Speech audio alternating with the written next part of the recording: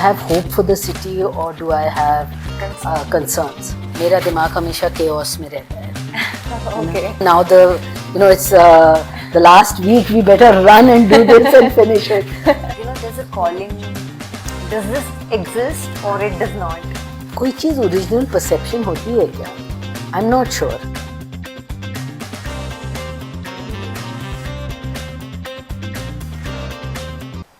This conversation will mostly be about the spirit of climate action challenge, जो कि है Enduring Udaipur. Enduring Udaipur जो है वो नंदिता आंटी से ही आया है. तो मैं नंदिता आंटी से सबसे पहला क्वेश्चन जो है वो आपसे पूछना चाहूँगी कि what is Udaipur for you?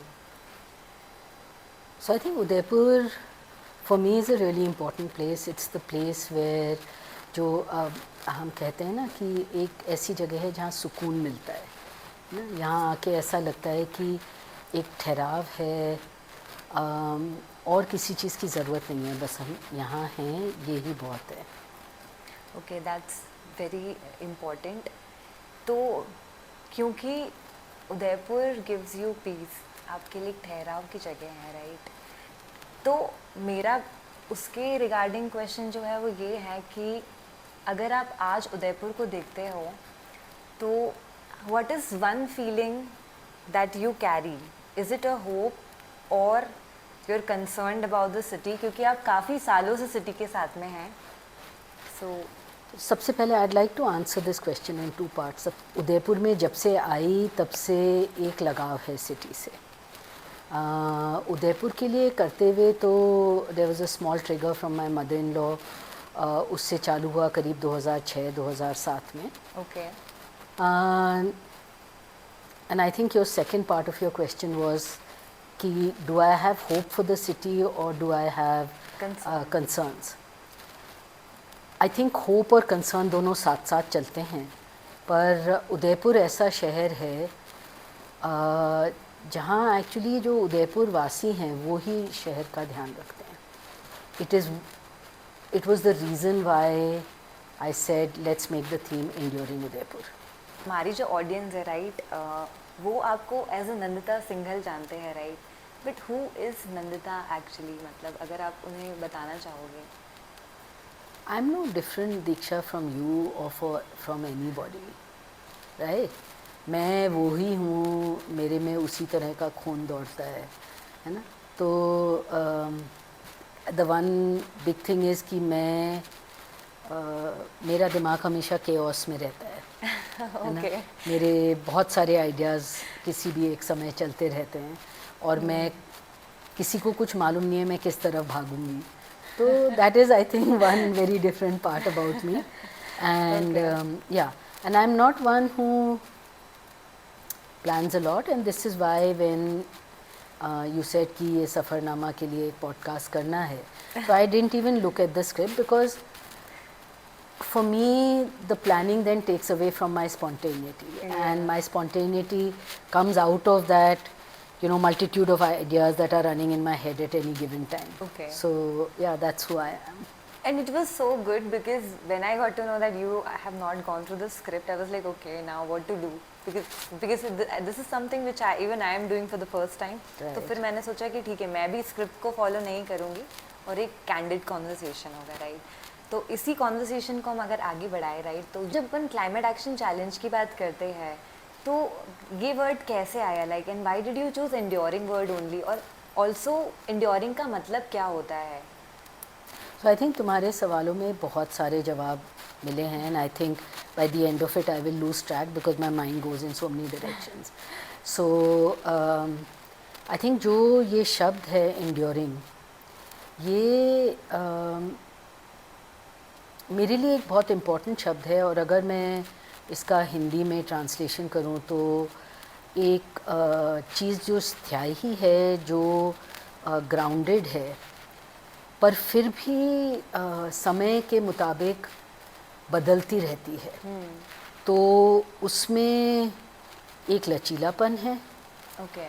That allows it to pick up the whiff of time and change and move with it.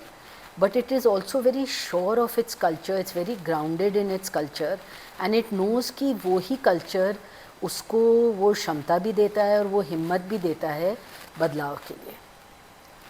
ठीक है, तो एक तो ये एस्पेक्ट है. एक दूसरा ये एस्पेक्ट है कि जब भी उदयपुर में कुछ प्रॉब्लम्स हुई हैं तो उदयपुर वासी ही खड़े होके उन प्रॉब्लम्स का समाधान बने.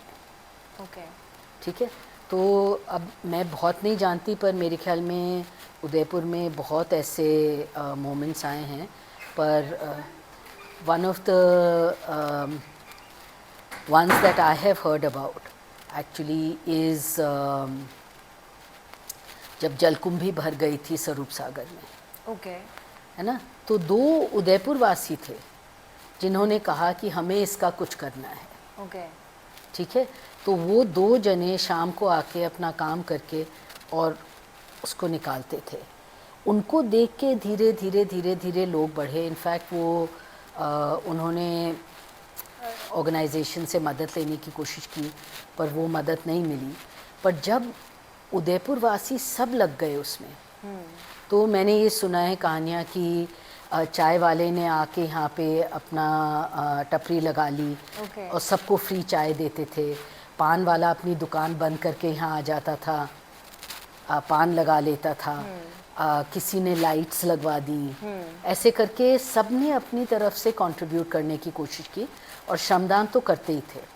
तो जब तुमने क्लाइमेट एक्शन की बात की और आशिमा ने, और हम चाह रहे हैं कि बच्चे ये ही व्यवहार आगे लेके जाएं, तो एक्चुअली क्लाइमेट एक्शन को इस फीलिंग से जोड़ना मेरे लिए बहुत इम्पोर्टेंट था. क्योंकि देखो, जो बीता हुआ समय है और जो लोगों ने उस समय किया है वो बहुत ज़रूरी होता है. I feel it's critical. और मैं थोड़ा सा इस टॉपिक से दूर हट रही हूँ, पर ऑस्ट्रेलिया में जो लोकल कम्युनिटीज़ हैं जो बहुत पुरानी वहाँ की हैं, वो हमेशा कोई भी चीज़ जो होती है ना, वो शुरू करते हैं ये कहते हुए कि मैं I am paying my respect to those who have gone before me. Okay. जो भी इस पृथ्वी पे मेरे पहले थे उन सब का मैं नमन करता हूँ. मैं उनका भी नमन करता हूँ जो आने वाले हैं, है ना, और उनका भी जो आज हैं. और इसमें वो पृथ्वी पे जो भी सृष्टि है उसकी बात कर रहे हैं. बिल्कुल. है ना, तो ये वो ही है कि जो हमारे बच्चे हैं वो ये समझें कि जो उनके पहले आए उन्होंने इस उदयपुर शहर को जो है वो बनाने में क्या योगदान दिया. बिल्कुल. है ना, और उनका योगदान कुछ नया नहीं है. वो केवल जो उन लोगों ने सीढ़ियाँ बना दी हैं उस सीढ़ी पे एक और कदम रख रहे हैं. है ना, कई बार हम सोचते हैं कि हम बहुत अच्छा कर रहे हैं, हम ये कर रहे हैं, पर हम ये नहीं, कॉन्टेक्स्ट नहीं देखते. बिल्कुल. कि हमारे पहले किसने क्या किया. एक एहसास आना कि केवल मैं नहीं हूँ, मेरे अलावा बहुत है जिन्होंने किया है. वाओ. आई थिंक मतलब बिकॉज मैं तो जिस एरा में हूँ अभी, राइट, ज़्यादातर जितना मैं दिखती हूँ आसपास मैं ज़्यादा आता है. एंड बट हाँ, ये सेंस होना कि आपको ग्रेटफुल होना है जो आपने बताया कि सारी पीढ़ियों के लिए, क्योंकि सबका ही कंट्रीब्यूशन रहा है. तो आज जो हम लाइफ जी रहे हैं उसके पीछे काफ़ी लोगों का कंट्रीब्यूशन था. तो और देखो, मैं इम्पोर्टेंट है पर मैं सबसे पहले नहीं है. मैं किसी कॉन्टेक्स्ट में सेट है और उस कॉन्टेक्स्ट का सम्मान करना भी आना चाहिए, चाहे वो कॉन्टेक्स्ट आज के आपके मैं को सूट करता है या नहीं, पर है वो कॉन्टेक्स्ट जो पुरानी बातों से सेट है. बिल्कुल.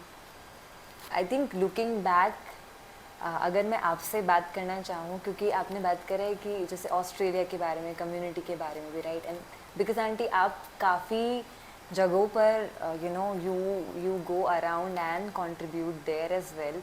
तो मैं आपसे ये जानना चाहूँगी कि ऐसा कोई मोमेंट या इंसिडेंट है आपकी लाइफ में जिसमें आपको बहुत ही ज़्यादा चैलेंजिंग लग रहा था वो, and how did you come out of it basically? तो डिड यू सक्सीड, और like if you can think of any moment जो बहुत ही ज़्यादा चैलेंजिंग था?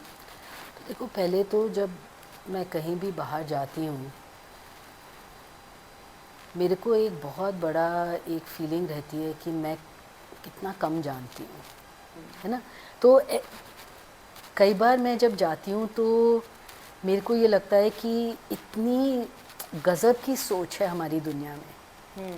कहीं भी जाओ तो आपको ऐसी ऐसी बातें सुनने को मिलती हैं कि आपको लगता है कि अरे यार, मैं तो, मेरी सोच तो कुछ भी नहीं है ना।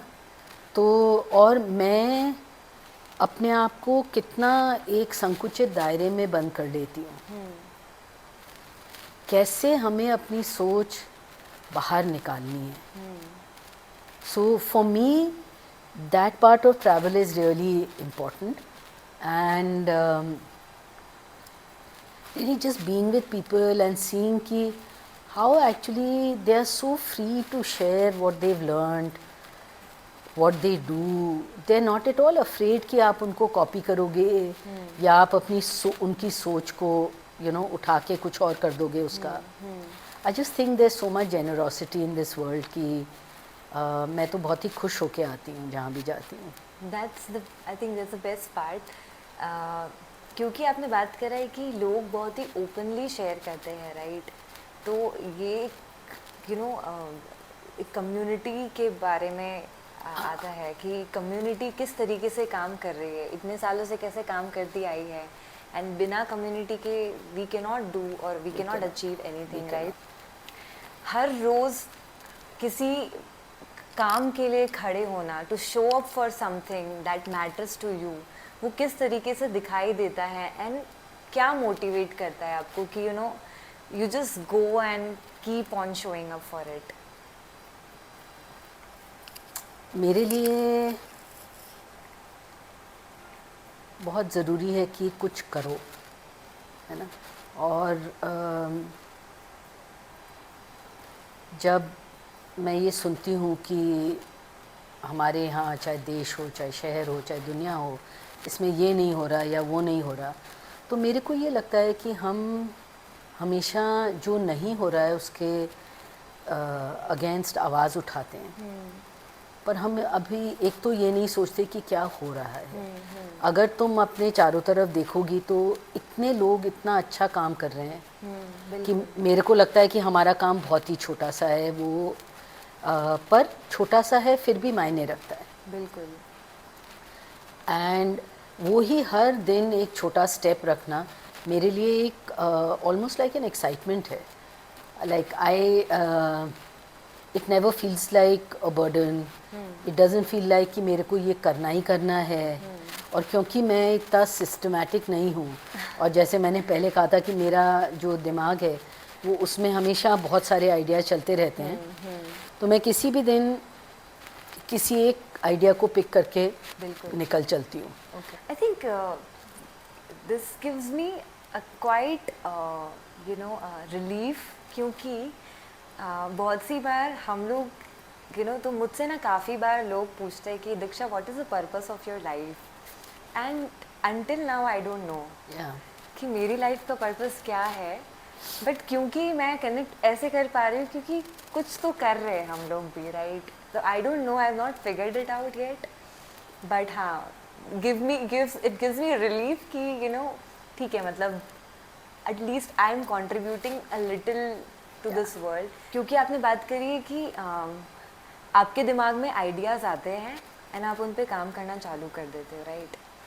तो आंटी, यहाँ पे मैं ये पूछना चाहूँगी, क्योंकि हमारे जो ऑडियंस है उसमें यूथ भी काफ़ी है, राइट? बहुत सारे बच्चे, स्पेशली जो 14 से 18 साल के बच्चे हैं, and for us as well.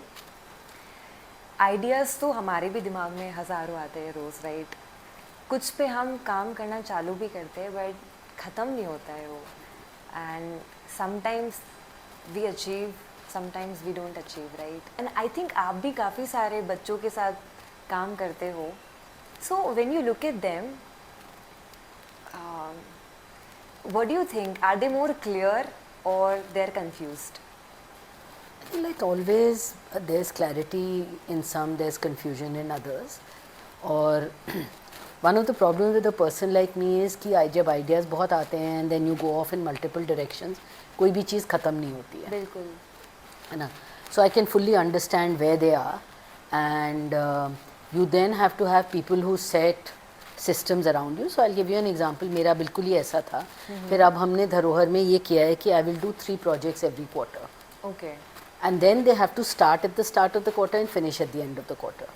So I'm having to make sure that I finish things. Okay, it might slip a couple of weeks, but it can't slip more than that. So setting timelines is something. Setting timelines and actually setting it in a project mode.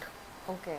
Okay, so becoming very, very clear and very like system oriented about it, and making everybody around who's in that project understand that this will finish on this day.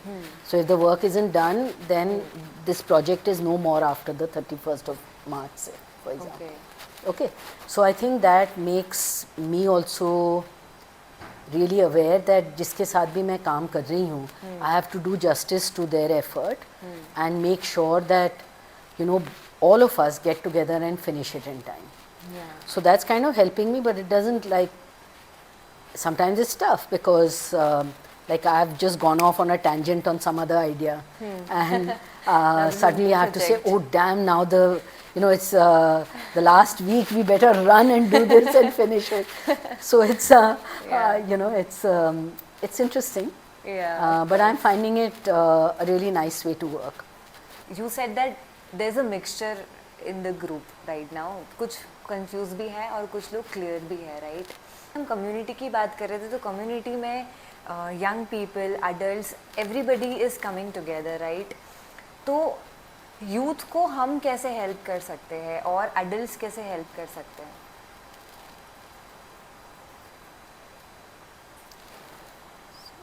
I don't know whether actually anybody can help anybody else. I think you have to help yourself. But what happens is कि जिस community में हम रहते हैं, जिन लोगों से हमारा वास्ता होता है, हम उनको देख देख के अपने विचार बनाते हैं, बिल्कुल, अपने काम करने के ढंग बनाते हैं. बिल्कुल. कई लोगों को देख के हम कहते हैं कि अरे इसका काम करने का ढंग बहुत अच्छा है. कई लोगों को देख के हम कहते हैं रियली गुड इन दिस, पर ये मेरे ख्याल में आई वुड नॉट डू, है ना. And that is because everybody's way of doing things is set according to their nature, है ना. We work together in a community, and why is a community so productive? Because everybody comes with different skills and different thoughts, mindsets, and all of them coming together actually make a really big, great whole. So I don't mean a ched, but like a WHOLE. And I think it's the same with kids. Okay. When kids watch lots of different people within a community, they learn from different ways of doing. So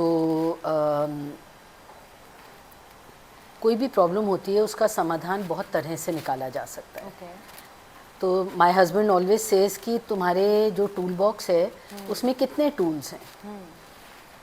अगर आपका जो दायरा है वो बहुत छोटा होगा तो आपके सेट ऑफ टूल्स भी बहुत छोटे होंगे.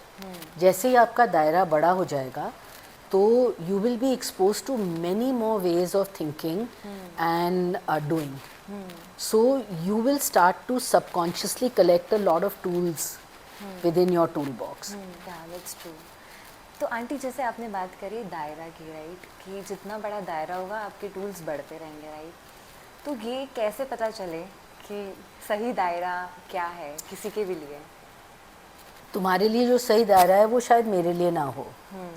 हमें अपने आप के लिए अपना दायरा ढूंढना पड़ता है. और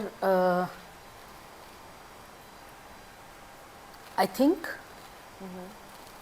ये जो दायरे हैं ना, I am not sure whether this is right और नॉट, और whether it's a judgment that I am making, but I feel कि जितना हम एक दूसरे से मिलते हैं ना, तब हम अपने दायरे बनाते हैं, अपनी कम्युनिटी बनाते हैं, जो लोग हमें इन्फ्लुएंस करते हैं उनका एक ग्रुप बनाते हैं। मेरे हिसाब से ये रिमोटली नहीं चलता है। I feel certain things are best done with people and together. अब मैं, क्योंकि हमने बात कर ली यूथ के बारे में भी, राइट, तो मैं क्विक रैपिड फायर करूँगी आपके साथ में, ठीक है? तो पहला क्वेश्चन है, what is your best memory of being around the nature? I don't know, I mean last time तो अभी हम लोग जंगलों में गए थे हरिद्वार के पास। Okay. So those moments were very special. I was with really special people as well, and we had a great guide who was showing us around. So that was wonderful. We saw a whole herd of elephants Oh, wow. from a distance. Yeah, it was really nice. And what does being in nature teaches you? इतने ऊंचे जाके भी पेड़ ना हमेशा जड़ों से जुड़ा रहता है।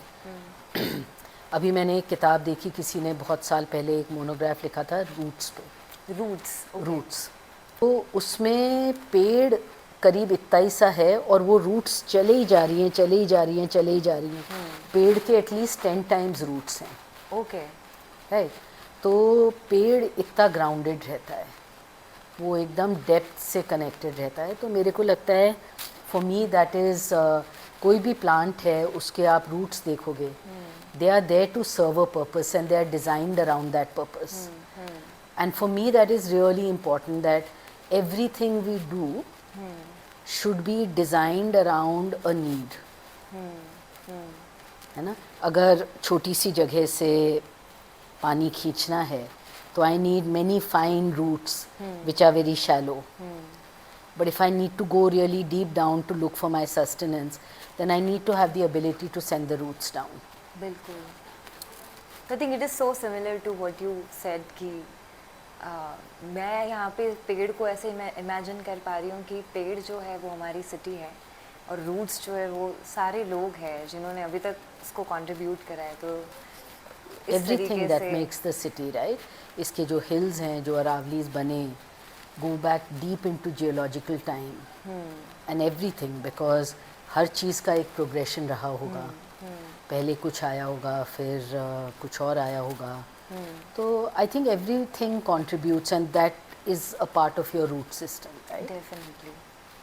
सो coming back to the next question, what would you tell your younger self when you just started out? क्योंकि हमारे जो बच्चे हैं जो क्लाइमेट एक्शन चैलेंज में पार्टिसिपेट कर रहे हैं, they are also very young, right? And they are also in a way starting out to get in to the real world. तो जब आपने शुरू किया था तो what is something that you would like to tell yourself? So you're asking me to go back to the 14 to 18 year bracket, है Yeah, ना? of course. है ना? So no, I would just say, you know, keep your eyes and ears open for opportunities and take them as they come along. For the young people who actually want to do something about you know, the challenges that the city is facing right now, but they don't know from where to start or from where to begin, what is something that you would like to tell them? So I think it's hard, but also not right for anybody to tell somebody else where to begin, because as you said in the beginning when I asked you what is it that makes you get up in the morning and do a good job at something, and you said जो दिल से connect करता है वो ही होता है। तो everybody has to find कि उनके दिल से क्या connect कर रहा है, right? And then they have to move ahead, and it could be like, it doesn't have to be something really big. It could be just getting up and getting somebody a glass of water, you know, picking up कुछ कचरा गिरा हुआ है उसको उठाना है। तो बड़ी चीज़ नहीं है, पर वो पहला कदम वो दूसरे कदम पे जाता है और तीसरे कदम पे, and as you know everything builds on that. So I would just tell them to, no, that's okay. I would just tell them to just look around them, find the opportunities, and you know, just start and don't think of anything big. Just वही पहला कदम डाल लो। तो हमारे जो अब climate action challenge के since we started the registrations right, तो बच्चे जो है वो भी एक तरीके से अगर रजिस्टर करते हैं तो वो उनके लिए उन्होंने आई थिंक इनिशिएटिव तो ले लिया है राइट। बिल्कुल। तो यहाँ पे जैसे कि आपने बताया था कि you know you can not do things in isolation right, आपको एक कम्युनिटी चाहिएगा। तो यहाँ पर एक कम्युनिटी है जिसमें वो काम करेंगे, चाहे वो उनके टीचर्स के साथ हो, चाहे वो मेंटर्स के साथ हो राइट। तो is there anything that they need to be prepared with, और जैसे प्लान करने की कुछ ज़रूरत है या फिर कैसे दिखेगा उनके लिए ये journey? You asking a person who doesn't plan की प्लान करने की ज़रूरत है क्या?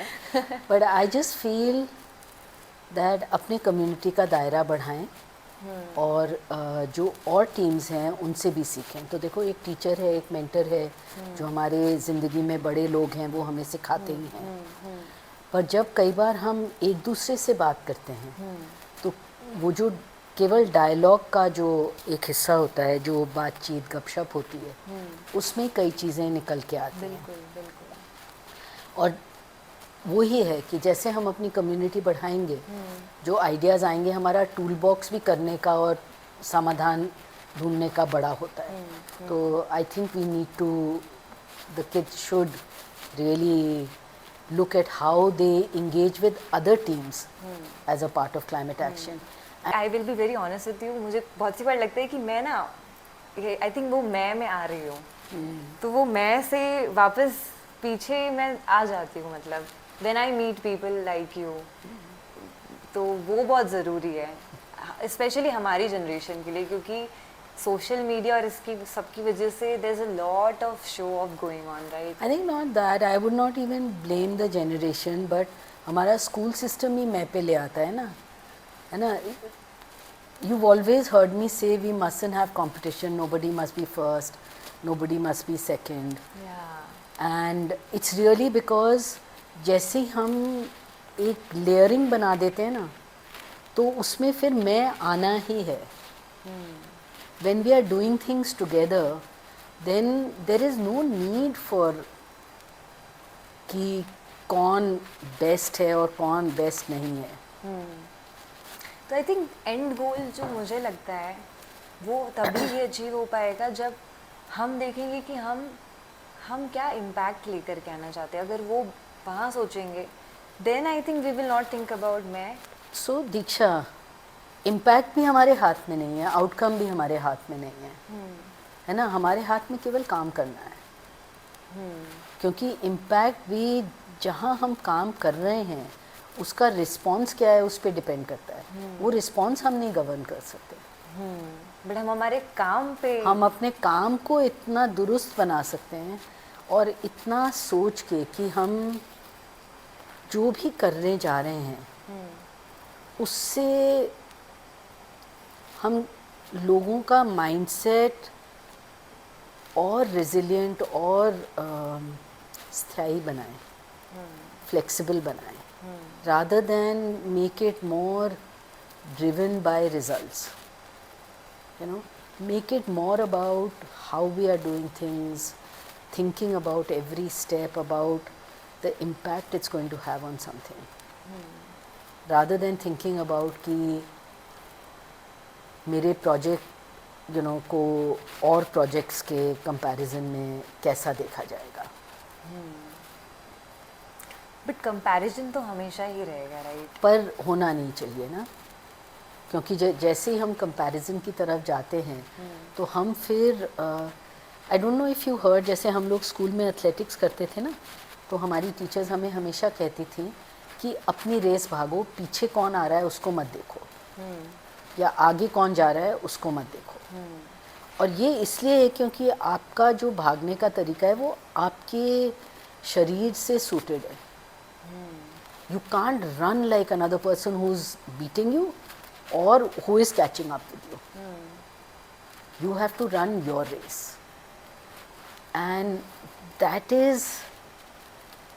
becomes very important in not comparing. The other thing is कि when I am not comparing with you, I am willing to learn from you. Yeah, And I am that's so willing to true. pass on my learning to you. Because मेरे दिमाग में वो दीवार है ही नहीं. That's so तुम्हारे और मेरे बीच में कुछ नहीं है. ना? तो I just feel that when we encourage comparison, we are kind of sowing the seeds for maybe not a great behavior later on. You know, so my thing is always, and that's why I said कि क्योंकि मेरे को उदयपुर में इतना change नहीं लगता है इस एरिया में, तो जब तुम पूछती हो कि क्या चेंज है, मेरे को नहीं समझ में आता मैं क्या कहूँ, because yes physically Udaipur changed a lot. But do you also think कि पहले जो जनरेशन होती थी एंड अभी जो जनरेशन है, क्या उनके माइंडसेट में कोई चेंजेस देखने को मिल रहा है आपको? So actually, I never used to think this much when I was 14 to 18 year old. Okay. I was like a real bindas kid just having a good time in school, you know, or in college. These kids think hell of a lot. They are so concerned about the environment. I mean, I talk to the kids and हमारे घर के बच्चे, and they are concerned about the war. They are concerned about, you know, why America. At that age, at the age of 7, 8, I don't think I'd have even registered कि कहीं लड़ाई हो रही है. True. Right. So these kids are thinking a lot more, definitely more than us. And we need to equip them to think deeper and better. That's all we should do.